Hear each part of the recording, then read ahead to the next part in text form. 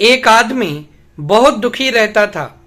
वह छोटी सी छोटी बात को लेकर बहुत परेशान रहता था। एक बार वो एक साधु महाराज के पास गया और बोला कि मैं छोटी बात को लेकर भी बहुत परेशान रहता हूँ, उसके बारे में दिन रात सोचता रहता हूँ। इस समस्या से निपटने का कोई उपाय बताइए। साधु महाराज ने कहा कि कल सुबह आकर नदी के किनारे मिलना। वो आदमी अगले सुबह नदी के किनारे जा पहुंचता है और साधु महाराज से कहता है कि इस समस्या से निपटने का कोई उपाय बताइए।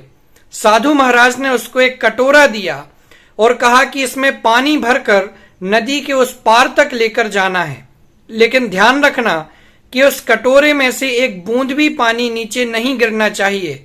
उस आदमी ने कहा ठीक है, और वो कटोरे के ऊपर अपना ध्यान रखता हुआ बिल्कुल एक एक कदम संभाल कर रख करके चलता हुआ अगले किनारे तक चला गया और उसने साधु महाराज से कहा कि देखिए, एक बूंद भी पानी नीचे नहीं गिरा और मैं इस किनारे तक आ गया।